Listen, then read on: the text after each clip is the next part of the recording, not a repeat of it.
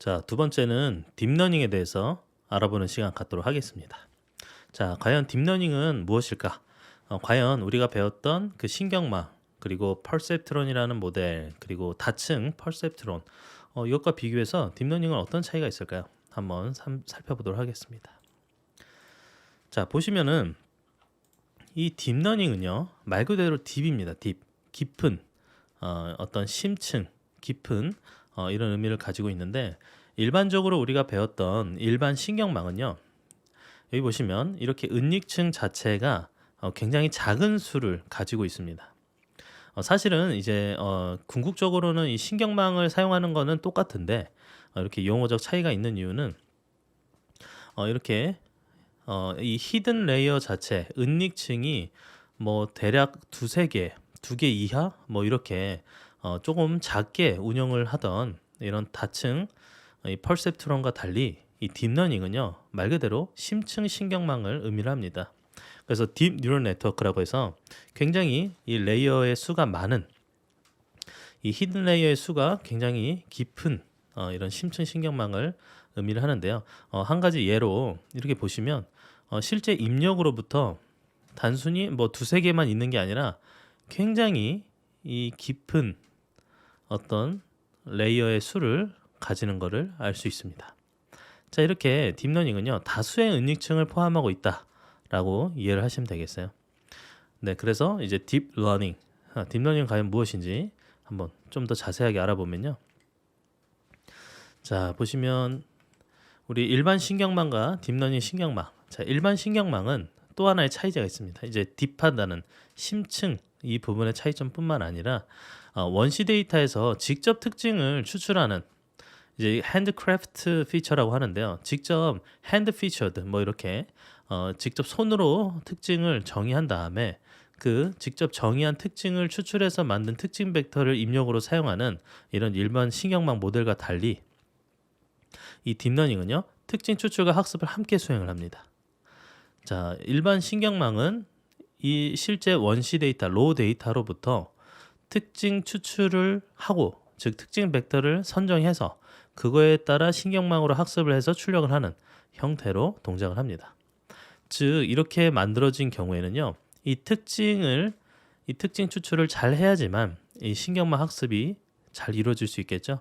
그래서 이 특징 추출 자체가 이 전체적인 학습의 이 품질에, 성능에 영향을 주는 그런 요인이라고 보시면 되겠습니다. 자, 근데 딥러닝 신경망은 이 특징 추출과 학습을 함께 수행을 합니다. 그래서 딥러닝 자체에서 딥한 그 심층적인 어떤 구조적 특징에 따라서 이 특징도 이 신경망 안에서 뭔가 특징이 찾아지고 추출이 될 수 있는 그러한 어떤 효과를 누리는 그런 방식입니다. 자, 데이터로부터 효과적인 특징을 학습을 통해서 추출한다.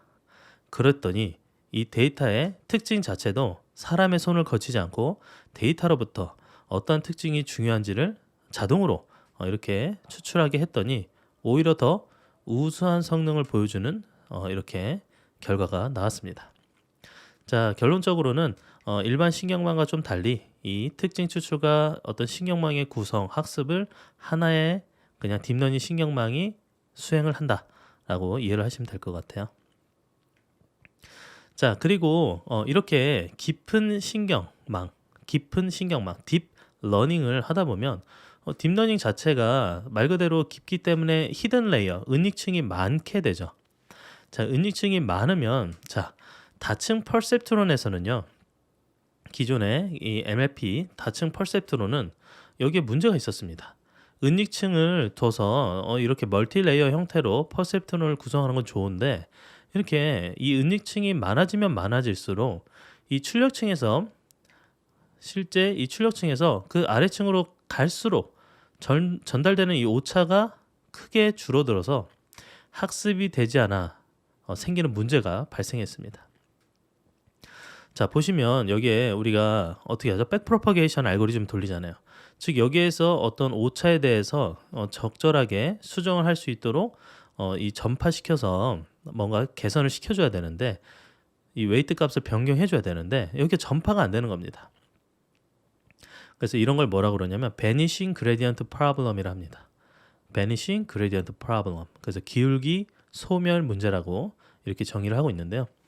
자, 여기 보시면 우리가 이 오차 함수 2에 대해서 계산을 해야 되는데 여기 이 다층 퍼셉트론에서 여러분들 보시면 뭐 하나만 예를 들면 여기 지금 현재 WJI 1 그러니까 이제 이 부분이죠. WJI 1 부분. 자, 이 부분에 대해서 우리가 웨이트 값을 이 편미분으로 계산을 한다고 쳐봐요. 그러려면 지금 어디서부터 시작해야 돼요? 여기서부터 실제 ym-5m 해가지고 그 오차에 대한 거를 f 프라임 sm5니까 여기죠. 여기에 대해서 또 다시 계산하고 또 sl4 sk3 그 다음에 sj2 자 이렇게 각 레이어 은닉층을 거쳐서 여기에 실제적인 웨이트 값이 계산이 돼야 되잖아요. 그런데 이게 지금 몇 개 은닉층 3개 정도밖에 없지만 이 3개 정도만 하더라도 점차 이 기울기가 소멸되는 그런 문제가 생길 수 있다라는 겁니다. 자, 이렇게 기울기가 소멸되는 문제가 왜 생길까요? 자, 우리가 점차 이 미분이 가능하기 위해서 이 액티베이션 펑션으로 쓰는 이제 대표적인 이 종류가 시그모이드가 있었죠. 시그모이드. 자, 시그모이드. 그리고 그 다음에는 쌍곡 탄젠트, 그 하이퍼 탄젠트 방법이 있겠습니다. 이 두 가지 방법을 주로 이제 사용을 했는데 이 두 가지 방법 다 기울기가 심하게 이렇게 소멸될 수 있게 만들어내는 그러한 특징을 가지고 있습니다. 자, 미분은 가능하지만 좀 기울기를 빨리 이룰 수밖에 없는 이러한 곡선을 가지게 됐죠. 여기서 이렇게 쭉 떨어지잖아요. 이쪽에서 여기서 뚝 떨어지고요. 자, 이런 문제를 어떻게 완화를 할 수 있을까? 그래서 나온 게 뭐냐면 자, 기울기 소멸 문제를 완화할 수 있는 이 시그모이드나 쌍곡 탄젠트 대신에 렐루 Rectified Linear Unit이라고 하는 함수를 사용합니다. 자, 이거는 지금 보시면 이제 시그모이드와 달리 시그모이드 구성과 달리 어떻게 되어 있죠? 네, 보시면은 이렇게 0에서 0을 기준으로 이런 식으로 이런 모양을 가지는 액티베이션 펑션입니다. 자, 이런 모양을 가지니까 어떻게 됐느냐? 자, 이런 식으로 했더니 이 렐루와 시그모이드에 대해서 이 딥 뉴럴 네트워크를 돌렸던 결과를 보니까 자, 시그모이드 같은 경우는 백프로퍼게이션 할 때마다 이 베니싱 그레디언트로 점차 여기에 있는 값들이 이 뒤로 가면 갈수록 어떻게 되죠? 점점 흐려지죠. 흐려지게 표현했는데 이게 무슨 말이냐면 점차 값들이 0에 가까워진다는 겁니다. 뭐 가면 갈수록 그 제로 벡터에 가까워지는 이런 결과를 나타낼 수밖에 없게 되는 거죠. 그래서 그렇게 되면 어떤 문제가 있느냐? 결국엔 학습이 제대로 이루어지지 않는다라고 보시면 되겠어요. 자, 학습이 제대로 이루어지면은 안 되겠죠. 그래서 이 렐루 같은 경우는 그 편미분 값은 이제 입력이 0 미만이면 어떻게 돼요? 0이고 그리고 0 이상이 되면은 1이 되는 형태로 이렇게 그래서 오차 함수의 그 편미분은 0이 되게 할 수 있잖아요, 지금. 그런데 이 시그모이드 같은 함수나 혹은 쌍곡 탄젠트 함수처럼 이 기울기 소멸 문제는 좀 발생시키지 않는 형태로 구성이 되어 있다 보시면 되겠습니다. 자, 이런 식으로 이 렐루를 사용했을 때는 이 딥뉴럴 네트워크가 이 백프로퍼게이션 이 결과 자체도 잘 이렇게 전달이 되는 형태로 이렇게 기울기 소멸 문제를 완화시킬 수 있는 그러한 액티베이션 펑션이다라고 이해를 하시면 되겠어요. 자, 렐루 함수를 사용하는 방법 그리고 함수 근사인데요. 함수를 이제 부분적인 평면 타일들로 이 어프로시메이션 그 근사하는 형태로 이 렐루가 동작을 합니다. 예를 들어서 우리가 이런 식으로 우리가 데이터의 분포가 있다고 치면요. 이 분포된 이 데이터들에 대해서 우리가 렐루를 적용했을 경우에는요. 이거를 이제 부드럽게 뭔가 뭐 찾아내는 그런 뭐 찾는 게 아니라 이렇게 단순히 평면 타일들로 좀 근사하는 형태로 동작을 한다라는 겁니다. 자, 이렇게 평면 타일들 형태로 근사하는 형태로 하게 되면은 여기에 이 딥 뉴럴 네트워크에 대해서 보면은 이 회색은 값이 있는 것 그리고 하얀색은 값이 없는 것 그래서 출력이 0 이상인 것들에 의해서만 이렇게 평면 타일 형태로 근사하는 형태로 계산이 되는 결과를 가지게 된다라는 겁니다.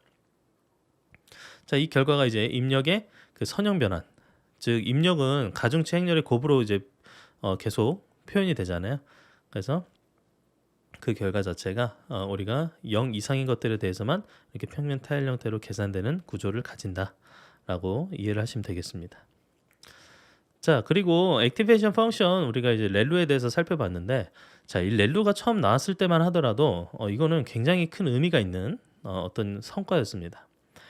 그래서 단순히 이제 이전에 시그모이드나 탄젠트, 하이퍼볼릭 탄젠트 뭐 이런 걸 쓰다가 기울기 소멸 문제가 생기니까 이 렐루를 도입한 결과 학습이 굉장히 잘 되는 그런 어떤 큰 이점을 얻게 되는 액티베이션 펑션이었어요.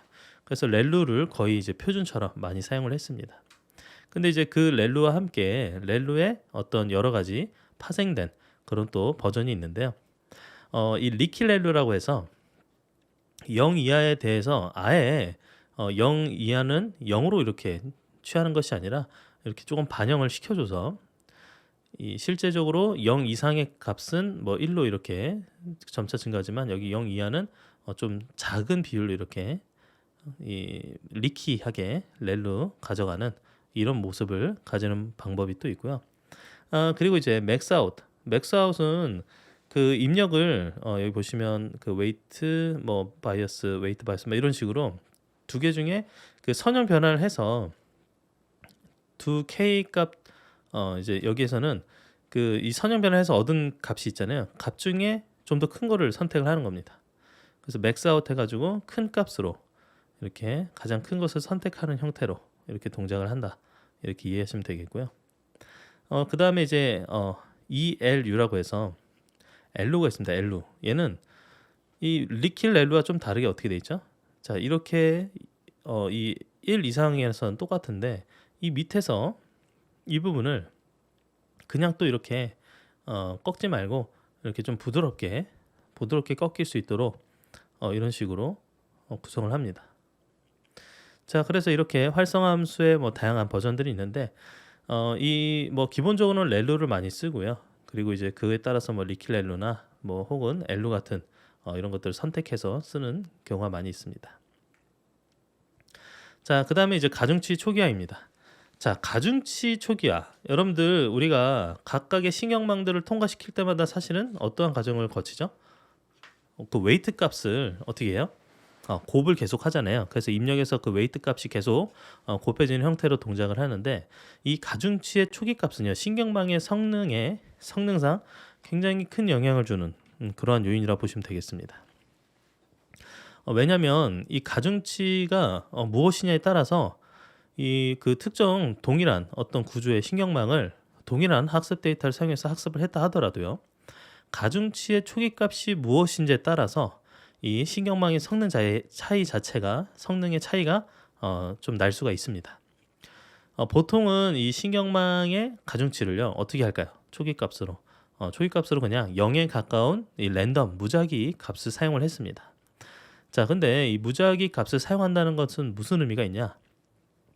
자, 이 우리가 백프로퍼게이션 그 오차 역전파 알고리즘이 기본적으로 어떤 알고리즘을 쓰죠? 최적화를 위해서 스토캐스틱 그레디언트 디센트 경사 하강법을 사용을 합니다. 그래서 경사 하강법을 사용한다는 것 자체가 이게 이제 글로벌 그 미니멈 그 최적해를 그렇던 솔루션을 찾아가는 게 아니라 지역 로컬에 해당하는 지역해에 빠질 가능성이 있습니다. 자, 우리가 가장 어떤 최적으로 할 수 있는 부분을 찾아가야 되는데 그게 아니라 이 로컬에 해당하는 이런 옵티멀 밸류를 로컬 옵티멀에 대해서 이렇게 빠져서 거기에서 이제 더 이상 학습이 진행되지 않는 이런 문제가 생길 수 있다라는 겁니다. 그렇기 때문에 이런 가중치 초기화는 굉장히 중요한 요소라고 생각하시면 되겠습니다. 자, 그리고 이 가중치 초기화를 그럼 개선을 좀 시켜야겠죠. 자, 어떤 식으로 개선을 해봤을까요? 자, 개선된 가중치 초기화 방법입니다. 자, 이거는 뭐 간단하게 가중치를 초기화하는 어떤 계산을 위해서 사용하는 이런 또 변수가 각 노드의 입력 노드 개수인 ni 그리고 출력 노드의 개수인 ni 플러스 1 이 두 정보 바로 그러니까 노드의 개수죠. 한마디로 그 노드의 개수를 사용해서 그래서 입력노드 개수와 출력노드 개수를 사용해서 이거에 따른 어떤 가중치 초기화 값을 선택하는 형태로 동작을 합니다. 자, 먼저는 이제 균등 분포에 따라서 우리가 분포적으로 지금 보면 ni 그다음 ni 플러스 1 해가지고 실제 입력노드의 개수와 출력노드의 개수분의 뭐 6, 그리고 입력노드의 개수와 출력노드분의 6, 이거에 대해서 우리가 u로 이렇게 루트 쉰 다음에 묶어서 이 무작위로 이 균등 분포상에서 무작위로 선택을 하자라고 해서 좀 개선을 시킬 수도 있고요. 그 다음에 제이비어 혹은 사비에르 초기화라고 하는데요. 이 사비에르, 제이비어, 사비에르, 자비에르 뭐 이렇게 불리고 있는데, 이 사비에르 초기화는요, 이 지금 현재 N01 이게 이제 표준 정규 분포죠. 표준 정규 분포에 대해서 ni 이건 이제 입력 노드의 개수입니다. 입력 노드의 개수를 2로 나눈 거에 루트를 씌운 다음에 그거를 나눠주는 형태로 이 분포에서 무작위로 선택을 합니다. 자, 근데 이 초기화 방법도요, 이 자비에르 초기화를 사용하면서 굉장히 또 초기화가 가중치 초기화가 잘 이루어지는 그런 또 성능상 이점을 발휘하게 됩니다. 자, 그리고 그거와 유사하게 허 초기화가 있는데요. 허 초기화도 이제 말 그대로 이제 정규 분포를 사용을 하는데, 정규 분포에서 이 전체 입력 노드의 개수의 루트를 씌운 값으로 나눠주는 형태에서 여기에서 무작위로 선택을 하는 그러한 구조로 동작을 합니다. 지금 현재는 이런 개선된 가중치 초기화 방법을 굉장히 일반적으로 많이 쓰고 있기 때문에 이 자비에르를 쓸 거냐 허 초기화를 쓸 거냐는 그냥 선택만 할 정도로 이 딥러닝 프레임워크에서 다 제공을 해주고 있습니다. 자, 그 다음에 또 개선된 가중치 초기화 방법으로는요, 그 입력 데이터를 이 제한적 볼츠만 머신, 그 Restricted 볼츠만 머신 RBM을 학습시킨 결과에 대해서 그 결과를 가중치로, 그 결과에 대한 가중치를 사용하는 형태로 또 이 가중치 초기화를 개선시킬 수 있는 방법이 존재합니다. 즉 RBM을 사용한다. 입력 데이터에 대해서 RBM에 대한 학습 결과를 가중치로 사용하는 방법. 그리고 인접층 간의 가중치를 이 직교 행렬로 초기화하는 방법이 있습니다. 자, 이건 뭐냐면 가중치 행렬 이제 W가 있다고 치면요, 가중치 행렬 W에서 표준 분포 그 N01에서 무작위 추출해서 채우는 형태로, 그러니까 가중치 행렬에서 표준 분포에 따라 채우는 것. 근데 가중치 행렬 W를 특이값 분해를 해서 이 특이값 분해 이 싱귤러 벡터 디컴포지션을 통해서 특이값 분해를 해 이 직교하는 벡터를 사용한 가중치 초기화 방법이 있습니다. 자, 근데 특이값 분해는 뭐냐면, 자, 이런 식으로 행렬 W, 즉 이제 웨이트 값이죠. 가중치 행렬이 있다고 치면요, 가중치 행렬을 U랑 V의 트랜스포즈로 분해하는 형태로 이 행렬 곱을 표현하는 겁니다. 자, 여기에서 W라는 그 웨이트 행렬이 있으면요, 얘를 U와 V로 이렇게 행렬 곱으로 분해하는 형태입니다. 자, U랑 V가 곱하는 게 이 W가 될 수 있도록 U와 V로 이제 분해를 시키는 거죠. 디컴포지션. 근데 여기에서 이 분해시킨 방법 중에 U랑 V 자체가요, 사실은 각 열에 서로 직교하는 직교 행렬의 형태로 나타내게 됩니다. 그래서 이렇게 직교 행렬로 초기화를 해버리는 거죠. 즉 가중치 행렬에 대해서 이 직교 행렬을 분해를 통해서 얻고, 그리고 서로 직교하는 이 직렬 행렬을 초기화 값으로 사용하는 형태. 자, 이게 또 유용한 방법 중에 하나라고 보시면 되겠습니다. 보통 이 방법은 우리 그 신경망 중에서도 이 컨볼루션이라는 그 신경망에서 사용하는 주로 그 컨볼루션 필터를 초기화할 때 사용하는 그런 방법이라고 좀 보시면 되겠습니다. 자, 그 다음에는 우리가 과적합에 대해서 알아보도록 하겠습니다. 자, 우리가 오버피팅, 과적합에 대해서는 이미 우리가 초기에 이 머신러닝 부분에 대해서 다루었는데요. 근데 이 과적합에 대해서 우리가 다시 한번 좀 살펴보면, 모델이 이 학습 데이터에 지나치게 맞추어진 상태, 즉 우리가 트레이닝, 그 학습을 위한 트레인 데이터가 있는데, 그 트레인 데이터의 모델이 너무 피팅된 거죠. 너무 잘 맞춰진 거예요. 그래서 이럴 경우에는 뭐가 문제가 되죠? 제너럴라이제이션, 그 일반화 성능에 대해서 성능상 이제 문제가 생기는 거죠. 이 과적합에 대해서 우리가 일반적으로 데이터는 잡음과 오류가 포함이 되어 있는 상태라고 보시면 돼요. 근데 이 과적합은 이런 잡음과 오류에 대해서도 너무 잘 학습이 된 겁니다. 그래서 이 과적합이 된 모델 자체는요, 학습이 되지 않았던 새로운 데이터에 대해서는 어떠한 현상이 있느냐, 바로 성능이 저하되는 그러한 문제가 있을 수 있는 거죠. 자, 그래서 이렇게 모델 자체가 학습을 잘 안 된 형태를 언더피팅, 부적합, 과소적합 이렇게 얘기하고요. 그리고 정적합, 굿피팅은 잘 이루어진 겁니다. 물론 이제 오차가 있겠지만 그래도 이 일반화 성능이 잘 나올 수 있도록 잘 이렇게 학습이 이루어진 겁니다. 자, 그리고 오버피팅은 여기에 대해서 너무 과적합, 과대적합이 일어나서 이 데이터에 대해서만 너무 잘 맞는 형태의 이런 어떤 모델의 결과가 나타난 어떤 모습이라 보시면 되겠습니다. 자, 그러면 이 과적합을 해결할 수 있는, 좀 완화할 수 있는 그러한 방법은 어떤 게 있을까요? 자, 여기에 대해서 우리가 뭐 여러 가지 방법이 있는데, 자, 딥러닝에서는 크게 이렇게 세 가지로 구분을 해볼 수가 있습니다.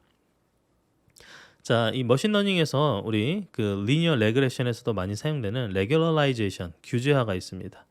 레귤러라이제이션 방법이 또 하나가 있고, 그다음 드랍아웃 방식, 그다음에 배치 노멀라이제이션, 배치 정교화하는 이런 방식. 그래서 크게 이렇게 세 가지가 이 딥러닝에서 주로 잘 사용되는 그런 방법입니다. 자, 레귤러라이제이션, 이 규제화 기법은요, 그 오차 함수, 그 에러, 오차에 대한 항과 그 모델의 복잡도 항으로 정의를 해요. 그 오차 함수를 우리가 그냥 실제 값과 예측한 값의 어떤 차에 대한 제곱으로 이렇게 취하는 반면에, 이 레귤러라이제이션에서는 이 오차 항이 있고, 그리고 여기에 그 모델 컴플렉시티, 그 복잡도에 대해서도 정의를 한 번 더 하는 겁니다. 자, 이렇게 한다는 건 뭐냐면 모델이 너무 복잡해지면 과적합이 될 수 있다라는 거예요. 이 모델 자체가 너무 컴플렉시티가 높아지면 어떻게 되죠? 너무 이 트레인 데이터에 대해서 과적합이 되는 이런 부분이 있잖아요. 그러면은 이거에 따라서 모델이 너무 복잡해지지 않도록 여기에 따라 페널티를 부여하는 게 이 레귤러라이제이션의 방법이라고 보시면 되겠어요. 자, 모델의 복잡도에서 페널티 항을 추가하는데, 보면은 이 오차 함수에 대해서 오차 항만 가지고 있는 게 아니라 여기에 플러스 알파로 모델 복잡도 항을 추가합니다. 그럼 모델이 복잡하면 복잡해질수록 이 알파의 비율만큼, 알파는 이제 상대적인 반영 비율을 하기 위해서 이제 붙여놓은 거죠. 그래서 여기에는 뭐 0부터 1 사이의 값을 가지겠죠. 얼만큼의 비율을 적용을 할지. 1만 해도 안 되겠죠. 1 너무 많이 반영을 하는 거고, 모델 복잡도를 얼만큼 반영할지 대략적으로 한 0.5 정도 반영을 하는 걸로 알고 있습니다. 자, 그리고 이제 신경망 학습의 그 모델 복잡도 정의를 해보면요, 이 절대값이 큰 가중치에 페널티를 부과를 하는 겁니다. 자, 여기에 각각의 웨이트 값을 보고 이 웨이트 값에서 너무 큰 가중치를 가지고 있는 데가 있을 거예요. 그 웨이트 값이 너무 한쪽에 크다 그러면 무슨 과도하게 이 가중치가 영향이 커져 버리는 거잖아요. 그래서 다른 어떤 가중치 값에 비해서 좀 영향력을 많이 가지게 되는 그런 어떤 가중치에 대해서는 페널티를 주는 겁니다. 그래서 여기에 대해서 이 절대값이 큰 가중치에 페널티 적용을 한다, 이렇게 보시면 되겠어요. 그럼 신경망 학습에서도 이 모델의 복잡도에 이 가중치에 따라서 좀 페널티를 주는 형태로 동작을 하면 되겠죠. 그래서 모델 복잡도 정의할 때, 자, 이런 식으로 우리가 웨이트 값에 대해서 이 절대값을 취한 어떤 값의 가중치가 가장 높은 거에 대한 페널티를 부여하는 형태로 이 레귤러라이제이션 기법이 적용된다라고 보시면 되겠습니다. 자, 그리고 규제화 다음에 뭐가 있냐면 드랍아웃이 있습니다. 자, 드랍아웃은 이 일정 확률로 이 노드들을 무작위로 좀 선택을 해서 그 선택된 노드의 앞뒤로 연결된 그 가중치 연결선을 없는 것으로 간주하고 학습하는 방법입니다. 자, 레귤러라이제이션만 하더라도 기존의 어떤 머신러닝에서 쓰는 방법을 딥러닝에 적용한 이런 경우라 보시면 되겠는데, 이 드랍아웃은요 굉장히 놀라운 어떤 기법이었습니다. 이때 당시에 이 드랍아웃은 이 드랍아웃을 적용하면은 뭔가 일반화 성능, 그다음에 과적합에 대한 어떤 완화, 이런 게 굉장히 잘 이루어져서 그때 당시에 이제 드랍아웃을 너도 나도 많이 적용을 했던 그런 시기가 있었습니다. 자, 그래서 이 선택된 노드의 앞뒤로 연결된 가중치 연결선을 없는 것으로 간주한다. 이걸 이제 그냥 제거하는 형태로 학습을 하는 겁니다. 여기에 이제 미니 배치와 그 학습 주기 에폭이라 하는데, 미니 배치와 학습 주기 에포마다 드랍아웃 할 것. 그러니까 즉 이 노드는 없다라고 간주하고 간주할 노드들을 이제 새롭게 선택해서 학습합니다.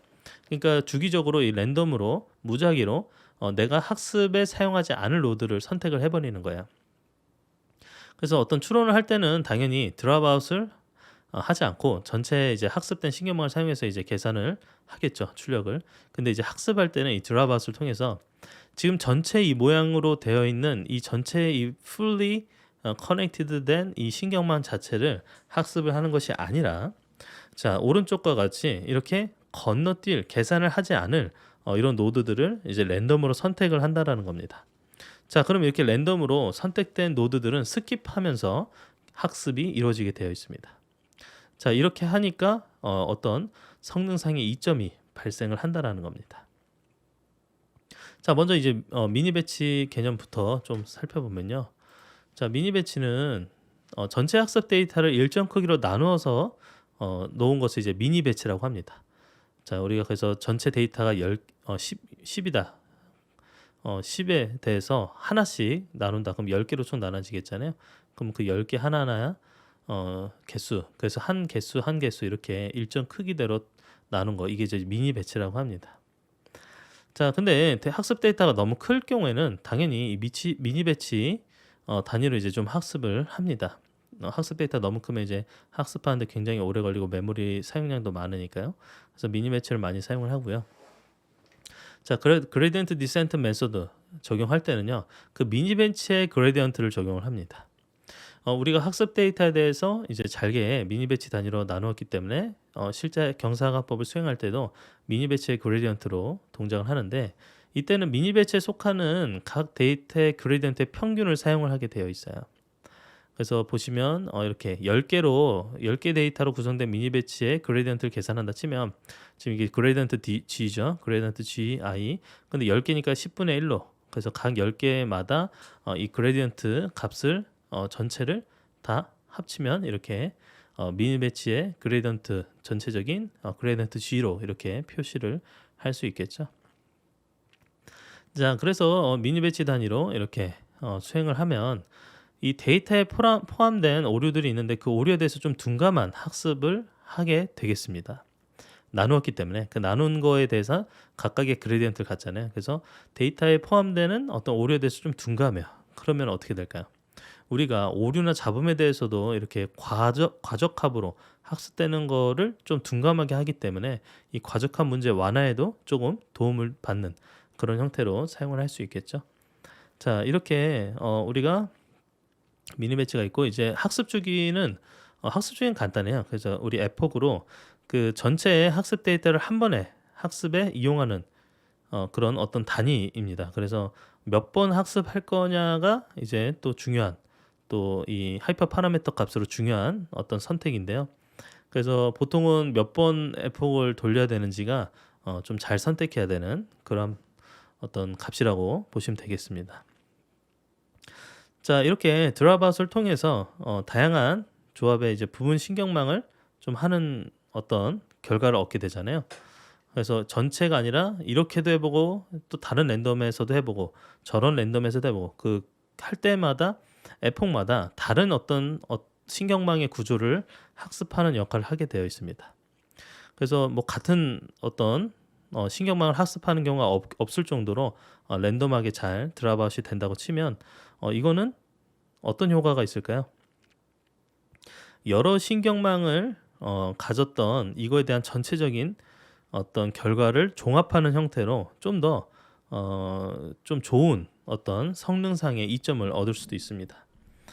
그래서 실제 만약에 이런 게 있어요. 이렇게 그냥 그냥 고정된 형태의 신경망을 가지고 계속 학습을 하면요, 여기에 대해서는 그 고유한 특성이 주로 한쪽 노드에 이렇게 혹은 2개 이상의 노드가 이 상관도가 높은 형태의 가중치를 갖게 되는 뭐 이런 어떤 현상이 발생합니다.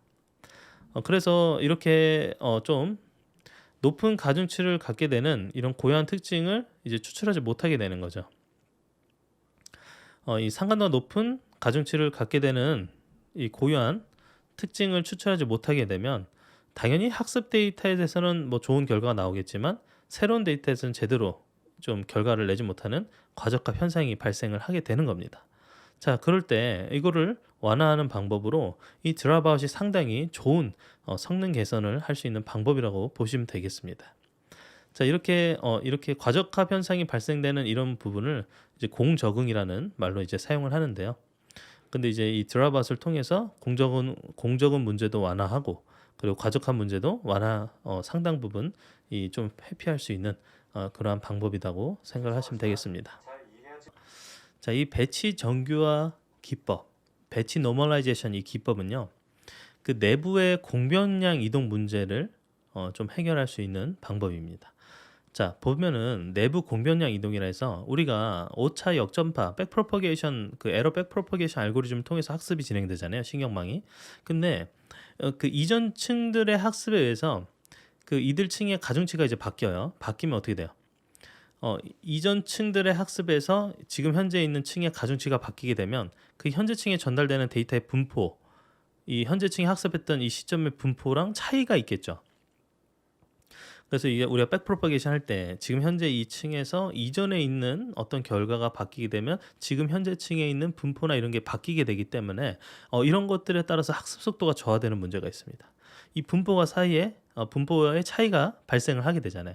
근데 그게 이제 계속 어떤 히든 레이어의 개수만큼 계속 그 전 층이 그 전 레이어의 결과가 현재 층에 영향을 주는 형태로 이렇게 계속 계산을 하기 때문에 이게 바로 내부 공변량 이동 문제가 되겠습니다.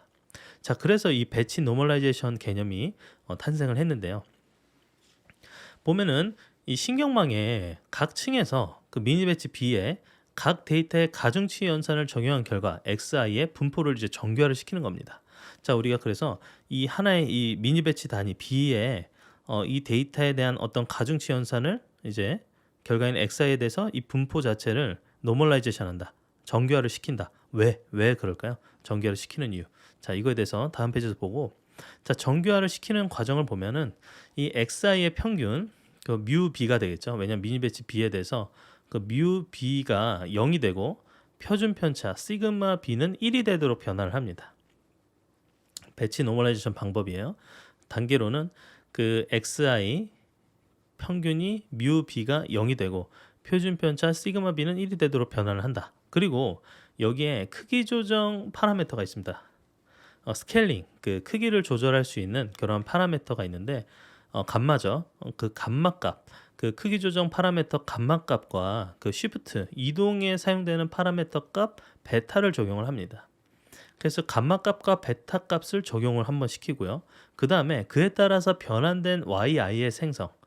그래서 이제 변환된 데이터 yi가 생성이 돼서 이런 식으로 이 단계를 거쳐서 순서대로 이 배치 노멀라이제이션 단계를 이렇게 사용을 합니다. 자, 그 다음에 이 배치 노멀라이제이션 기법 자체가요. 아까 우리가 B라고 그랬잖아요. 자, B 부분. 자, B 부분이 바로 이 배치 어떤 단위인데요. 배치. 그래서 이 배치 노멀라이제이션 할 경우에는 우리가 조금 그 데이터의 분포 변화를 좀 보정해주는 효과를 거둘 수가 있게 되는 겁니다. 그래서 미니 배치 B에 대해서 우리가 가중치 값을 이렇게 좀 조정을 해서 뭔가 이 노멀라이제이션을 수행을 하는데요. 지금 이 미니 배치에 대한 가중치 연산 결과의 미니 배치로 B로 해서 X1부터 2, 뭐 XM까지 이렇게 넣어주고요. 그리고 배치 노멀라이제이션 적용 결과가 이제 Y1부터 2, M까지 해서 Y 값으로 바뀐다고 치면요.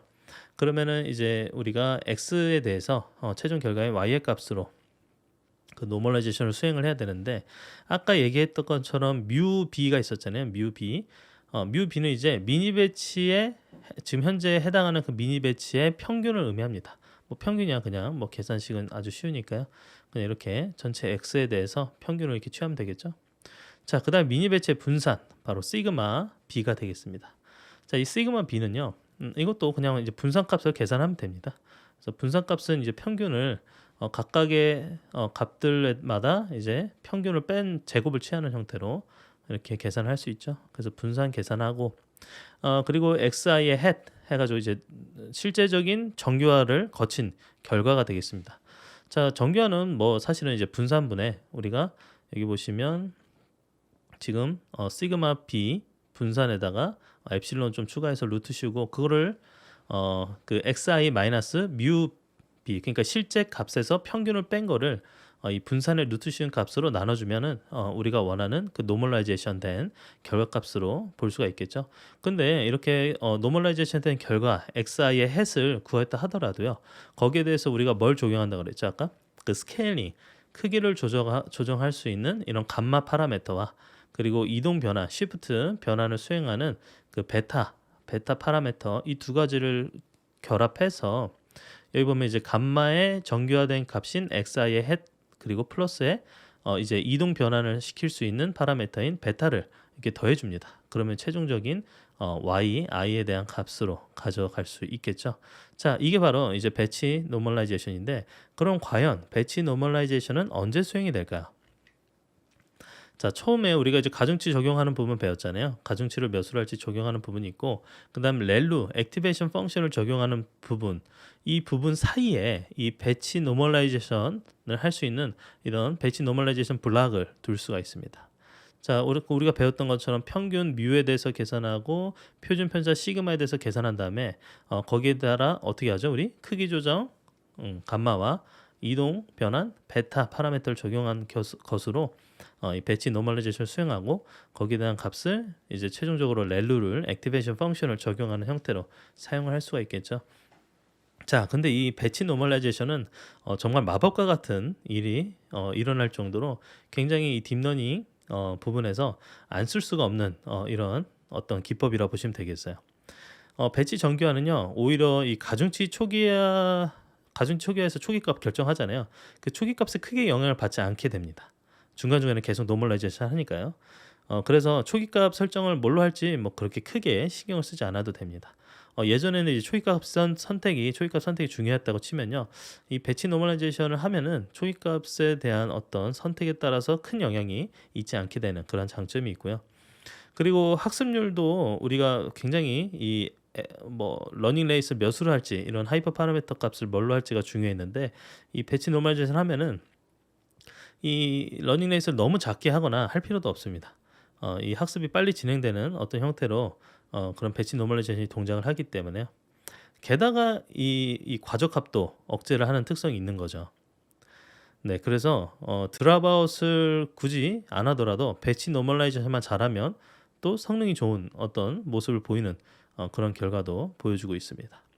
자, 이렇게 해서 우리가 이 신경망에 이어서 이 딥러닝 이 신경망을 깊은 심층 신경망 형태로 만든 게 이제 딥러닝인데 이 딥러닝으로 가다 보니 생기는 여러 가지 문제들 그래서 다양한 액티베이션 펑션 그리고 우리 그 기울기 소멸 문제들을 어떻게 완화할 건지 그래서 액티베이션 펑션들도 보고 그 다음에 이 과적합을 막을 수 있는 이런 정규화 배치 정규화 그다음 드랍아웃 그다음 레귤러라이제이션 이런 규제와 같은 이런 다양한 기법들을 함께 살펴봤습니다.